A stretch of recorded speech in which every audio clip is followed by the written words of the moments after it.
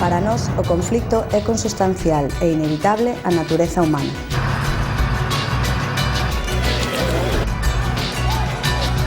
A paz non existe sobre as relacións de dominio, de sometemento ou de desigualdade.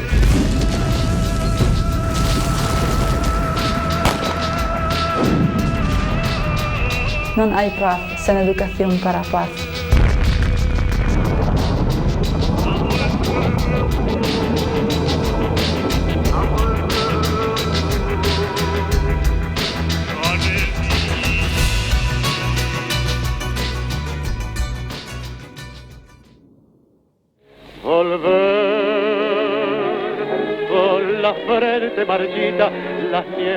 En Educación para a Paz, como di o famoso tango Volver de Gardel, 20 anos tampouco son nada, pero non obstante, non deixan de ser 20 anos.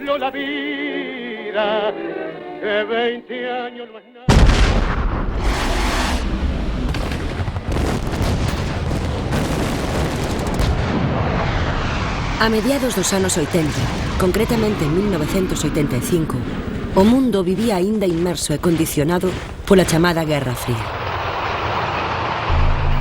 A Unión Soviética e os Estados Unidos disputaban unha dura partida de xadrez a escala mundial pola supremacía militar, económica e cultural. Mentres Gorbachev ascendía ese ano a secretario xeral do Partido Comunista da Unión Soviética e ninguén naquel momento podía prever que en 4 anos caería o muro de Berlín, Ronald Reagan, pola súa banda, poñía en marcha a súa iniciativa de defensa estratéxica, máis coñecida como Guerra das Galaxias.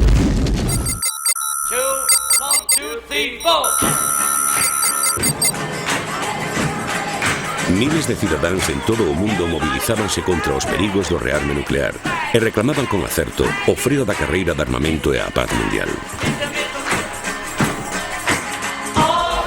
En España, dende 1978, xa tiñamos Constitución Democrática. Felipe González esgotaba a súa primeira legislatura, iniciada en 1982, logo do intento de golpe de Estado do tenente coronel Antonio Tejero.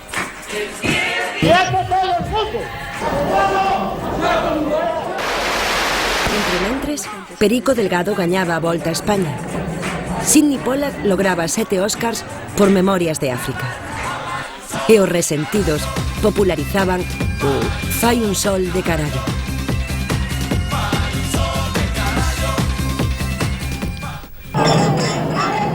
Neste contexto, a mediados dos 80, novos movementos sociais como o pacifismo, o ecoloxismo ou o feminismo incrementaban a súa influencia nas sociedades occidentais. Pero, sobre todo, axudaban a cambiar radicalmente as formas de pensamento, os valores e a mentalidade das persoas respecto da guerra, os exércitos, o medio ambiente ou a igualdade de dereitos entre homes e mulleres. Así foi como en 1985 en Santiago de Compostela un grupo de persoas sensibles e comprometidas coa súa profesión docente e con Galicia formaban o Seminario Galego de Educación para a Paz. Estaban convencidos de que educar para a paz é ensinar a apreciala. O Seminario Galego de Educación para a Paz naciu en 1985, é unha organización non gubernamental que ten por objetivo fundamental traballar os valores cívicos e democráticos na escola, tamén no conxunto da sociedade, e fundamentalmente aportar material didáctico ao profesorado sobre educación e cultura de paz.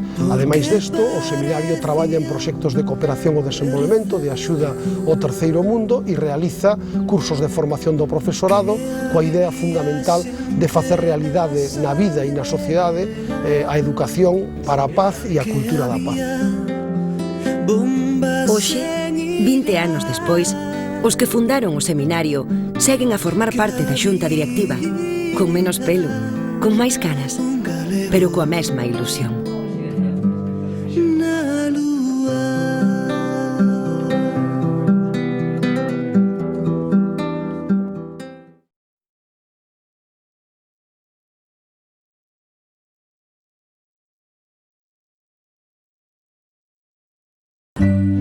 A menudo los hijos se nos parecen, así nos da la primera satisfacción. Esos que se menean con nuestros gestos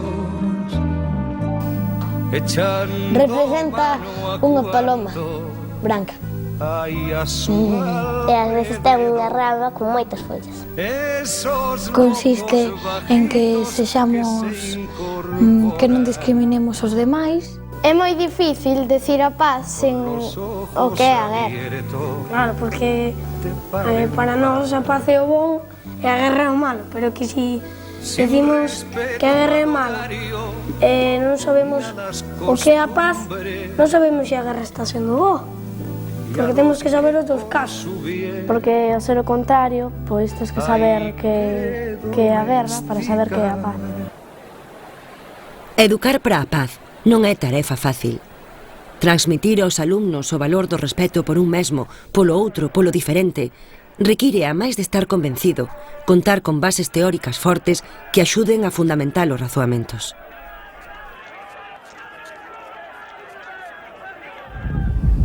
I have a dream that one day this nation will rise up and live out the true meaning of its creed. We hold these truths to be self-evident that all men are created equal. La educación para la paz es aquella que en lugar de prepararnos para la guerra, nos prepara para que cada día, con nuestro comportamiento cotidiano, contribuyamos a la paz. Primero, paz en nosotros mismos, paz en nuestra casa, paz en nuestra escuela, en nuestro lugar de trabajo, y después también que seamos ciudadanos capaces de participar. Si no participamos, no podemos contribuir ni a la paz ni a nada, es decir, son democracias que en el fondo actúan casi dictatorialmente. Educar para la paz es lo contrario de aquel si vis pacem para bellum, si quieres la paz, prepara la guerra. Hemos vivido de este perverso proverbio durante siglos y ahora ha llegado el momento de decir, no, si quieres la paz, aprende a preparar la paz, aprende a construirla, aprende a anudar lazos, a establecer puentes cada día con tu manera de comportarte, con tu manera de ayudar a los demás, con la forma de favorecer la justicia, siendo capaz de arguir en favor de tus creencias, en favor de lo que tú has reflexionado, no dejando que nadie te dicte tu comportamiento y lo que tienes que hacer. Cando os alumnos se enfrontan a un conflicto, moitas son as formas de abordalo, pero unha das prioridades é que comprendan que sempre hai un camiño pacífico para a resolución dos problemas. Para isto, utilízanse as pedagogías máis inovadoras, facendo que o alumno sinta en sí mesmo o problema para que logo reflexione e modifique as súas conductas e os seus comportamentos. Sentir na propia pel os problemas é a mellor maneira de comprendelos. Na educación para a paz sempre estamos a falar do conflicto e hai quen pensa que o conflicto é algo negativo, unha desgracia. Non é certo. O conflicto é connatural aos seres humanos porque somos seres libres. O problema, polo tanto, non está no conflicto, senón na maneira de resolvelo. Hai pésimas maneiras de resolver un conflicto, por exemplo, coa guerra, desgraciadamente, pero hai outras maneiras moi constructivas de resolver conflictos.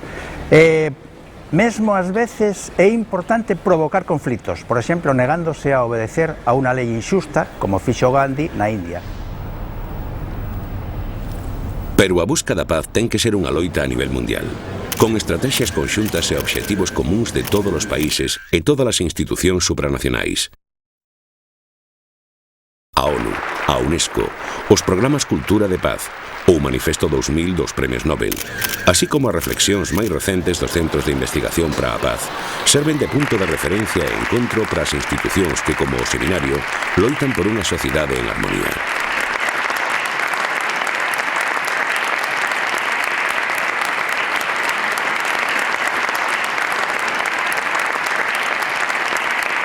Os Centros de Investigación para a Paz teñen unha triple función. Unha primeira ten que ver co seguimento dos conflictos. Unha segunda función ten que ver coa análise, coa necesidade de utilizar esa información para propiciar reflexións que, de alguna maneira, nos proporcionen argumentos para a defensa da paz. E, en terceiro lugar, a xeración de propostas, a xeración de alternativas que nos permitan que o conxunto da nosa sociedade asuma o compromiso da paz. Hoxe en día son as organizacións e as asociacións civís as que asumiron polo de agora a responsabilidade de educar por un mundo sen violencia. Os sistemas de educación convencionais non contemplan a paz como obxectivo educativo a conseguir. Non existen na formación académica uns contidos específicos sobre a paz e os dereitos humanos. Cada vez máis estáse a pôr de manifesto a necesidade dunha formación específica que conciba a resolución dos conflitos dunha forma non violenta. Para aprender a convencer y sobre todo para escoitar. La paz es el resultado del ejercicio de la libertad, pero es también el medio ambiente en el cual se puede ejercer la libertad. Y eso lo viven perfectamente los niños si les dejamos vivir. Desde hace casi 100 años son muchas las escuelas donde se fomenta la convivencia de los niños con el diálogo. Ni la ONU y su Declaración de los Derechos del Hombre, ni la Constitución de cada país, ni la Constitución Europea, no son un dogma, son una creación humana y el niño ha de aprender a crearla para poder entenderla. A meirande parte da información que chega ao público e dende logo aos mozos e adolescentes provén dos medios de comunicación e en esencia da televisión. Esta está chamada a ser a gran divulgadora dunha cultura de paz, pero a día doxe a realidade é contraria, xa que é unha difusora de continua violencia. É posible unha televisión que eduque nunha cultura de paz? É posible e desexable. A máxima prioritaria da televisión, ese medio que ten a singularidade de poder entrar en prácticamente todos os nosos fogares, case que sen chamar a porta, ten que ser, baixo o meu punto de vista, o de garantir a liberdade de expresión e non entrar en conflito cos valores básicos constitucionais de igualdade, solidaridade e xustiza. Tendo estes principios como referente, penso que a división das funcións da televisión, como todos sabemos, son as de informar, entreter e, por suposto, educar, e que mellor se esa educación se fai dende unha cultura da paz.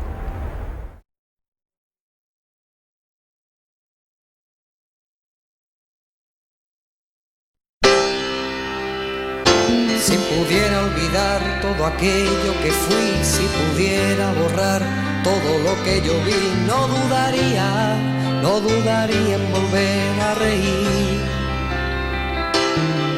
Si pudiera explicar las vidas que quité, si pudiera quemar las armas que usé, no dudaría. Un proxecto de educación para a paz debe estar integrado por unhas componentes principais como poden ser os dereitos humanos, a comprensión internacional, a tolerancia ou valores cívicos e democráticos como a liberdade, a solidariedade, a xustiza e a democracia. Pero o complicado é como achegar aos alumnos todos estes contidos dunha maneira divertida, participativa e eficaz. Cuando falamos de metodoloxías na educación para a paz, estamos nos referindo a metodoloxías moi activas, moi participativas, pouco verbalistas, sobre todo metodoloxías que señan moi interactivas e sobre todo que vayan dirixidas aos afectos e aos sentimentos, que vayan dirixidas directamente ao corazón, non tanto ao coñecemento racional. Ese é o obxectivo fundamental das metodoloxías da educación para a paz, conmover o alumnado. Utilizando metodoloxías específicas que apelan aos afectos, aos sentimentos, ás emocións, ás relacións interpersoais ou ao coñecemento dun mesmo, como por exemplo o cine, conséguese que os alumnos reflexionen sobre as súas conductas e os seus comportamentos. Los niños están desarrollando en su primera infancia ya unos sentimientos y unos deseos que conviene fomentar. Conviene fomentar porque son los que van a dar después lugar a una buena educación para la convivencia y por lo tanto una buena educación para la paz. Lo que hay que tener en cuenta es que el ser humano no es tan miserable como creemos y se mueve siempre, es verdad, por dos fuerzas contradictorias. Por una parte es egoísta, pero por otra parte es altruista. Entonces lo que debemos hacer en una buena educación afectiva, que nos prepare después para entrar, para introducir al niño en el campo de las conductas éticas, es desarrollar las dos cosas, una sana preocupación por ellos mismos, pero también un necesario altruismo, un necesario interés por los demás, la idea de que vivimos todos en un mundo muy relacionado y que todos somos responsables de todo. En Galicia pasan cosas rarísimas. Pasan cosas rarísimas. Pero resulta que en una vila de Galicia, un día pola mañán, apareceu un elefante. E toda a xente da vila ia a ver o elefante. Nunca viran un elefante, nunca. Había na comarca 4 cegos, que sempre andaban xuntos, pero mal avenidos, sempre, levábanse fatal, sempre andaban insultándose, levábanse fatal, pero sempre estaban xuntos. É un exemplo ben patente de como entende o Seminario Galego de Educación para a Paz a transmisión de valores, a educación en valores. A educación en valores pode facerse de unha maneira académica, ideológica, dicindo ideas máis ou menos inintelixibles e aburridas, ou podese facer a través de unha dinámica de un conto, non? Entón, neste caso concreto de 4 cegos e un elefante, o que tratamos é precisamente de transmitir de que todos nos necesitamos a hora de coñecer calquera cousa e de, por suposto, de acercarnos á verdade. Empezaron a insultarse porque un decía que un elefante era como unha corda, outro decía que un elefante era como unha serpe, outro decía que un elefante era como un tronco de árbore e outro decía que era como un trozo de cartón. E empezaron a insultarse e a darse de paus e o elefante escapou correndo para non recibir un aplauso ao elefante. Pero despois hai unha segunda versión, porque estas hai que contarlas sempre de dúas maneiras. A segunda versión é precisamente a versión comunicativa, onde os 4 cegos comunican as súas experiencias e chegan a coñecer, da maneira que un cego pode coñecer o que é un elefante. E ademais tratamos sempre de que os rapaces interveñan, que sexan eles tamén protagonistas. Por eso no conto de 4 cegos hai primeiro unha versión que eu fago, pero despois son eles os que fan a segunda versión pacífica.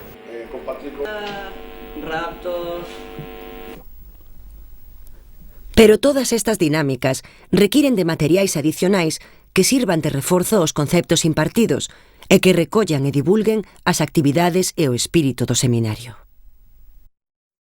Nos últimos anos, o seminario foi consolidando unha serie de metodoloxías, unha serie de recursos didácticos que son os que máis funcionaron nas nosas actividades e nas nosas dinámicas. Por unha parte, os xogos cooperativos e as dinámicas de aula, e por outra, recursos moi concretos como son os contos tradicionais ou os contos creados para tratar determinados valores co alumnado, a utilización tamén do teatro como un recurso fundamental, o teatro de sombras, as sombras chinescas, e por último, a utilización da prensa y do cine. En este momento mucha gente, y uno lo siente frecuentemente, decir todo está cerrado, no hay cambio, hay que tratar de manejarse por este camino. Y yo digo que no, hay muchos caminos y tenemos que descubrirlos y tenemos que construirlos. Esto que Machado también dice, caminante no hay camino, se hace camino al andar. Y bueno, estamos haciendo caminos.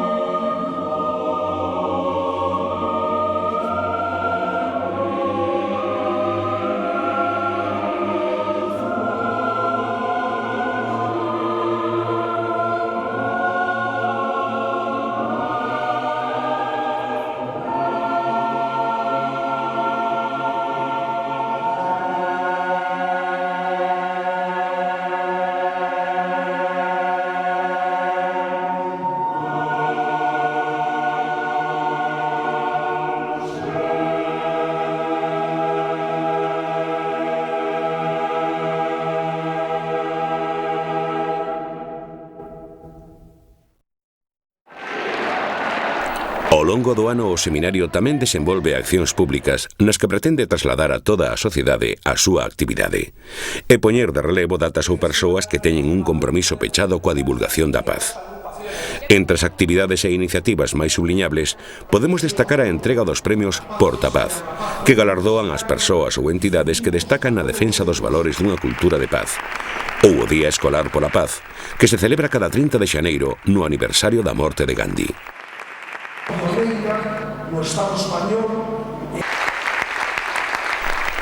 Durante os 20 anos da súa existencia, o Seminario Galego de Educación para a Paz ten recibido distintos e recoñecidos premios polas súas iniciativas e actividades, pola continuidade e estabilidade das súas propostas e polo rigor dos seus traballos.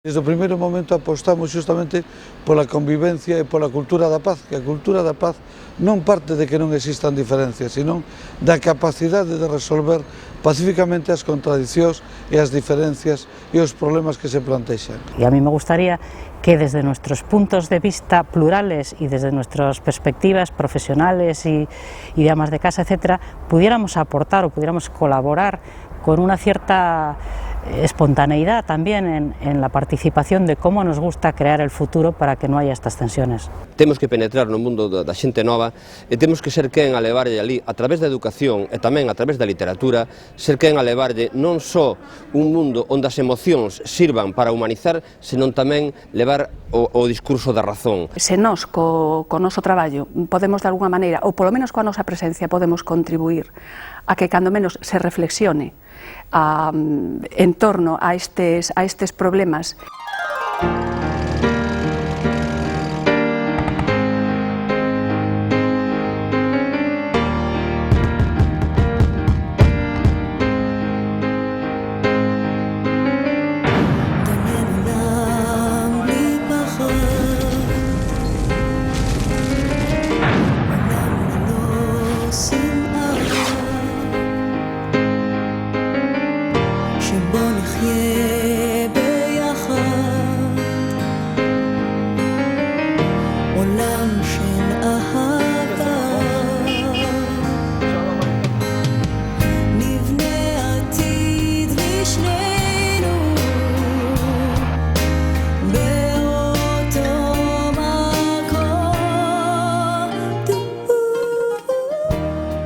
Creo que a los políticos y a las políticas se nos debería exigir o deberíamos de asumir nosotros el compromiso de erradicar la violencia de nuestras vidas, de procurar una educación y un talante ante la vida que sea precisamente el de la paz, ¿no? Y no el de la violencia. Intentamos fomentar unha cultura de paz todos os días, procurando que o traballo sexa un traballo organizado, un traballo tranquilo. A música ten contribuído moitísimo porque quizás de todas as artes a que mellor comunica, que comunica dun xeito máis directo, a que chega máis directamente ás entranas e a alma, non? Si nosotros somos capaces de formar a personas, hombres y mujeres, en una serie de valores que primen el derecho, la libertad, la democracia, generaremos un magma de defensa de la paz, de una paz integral, de una paz comprensiva de todos esos valores, comenzando por el de la dignidad humana que ennoblecen al ser humano.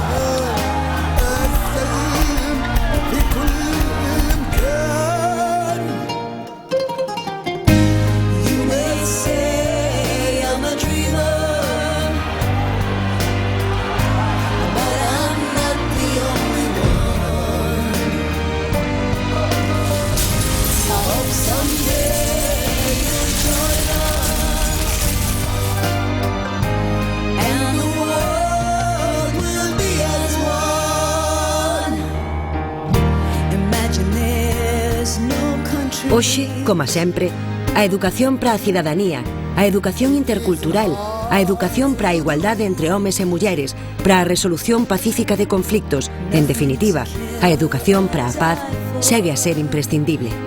Porque, como dixemos, non hai paz sen educación para a paz.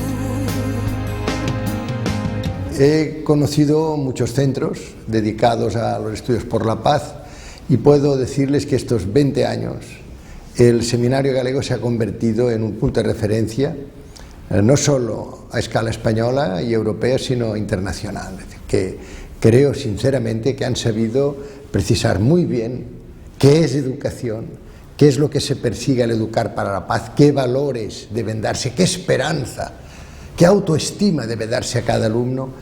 Lo han hecho como nadie, realmente sobresaliente. Por tanto, para mí es una gran satisfacción que hoy el Seminario Galego sea también para nosotros, para mi propia fundación sobre una cultura de paz, un punto de referencia obligado. Solo le pido a Dios que la guerra no me sea indiferente. Es un monstruo grande y pisa fuerte toda la pobre inocencia de la gente. Es un monstruo grande y pisa fuerte toda la pobre inocencia de la gente.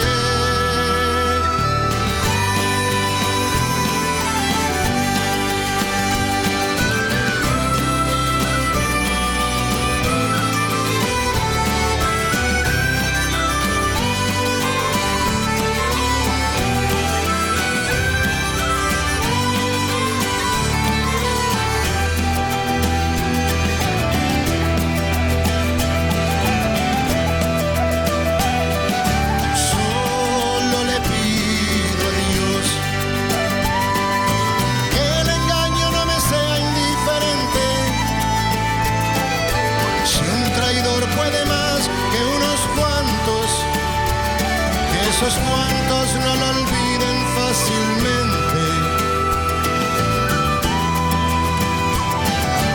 Solo le pido a Dios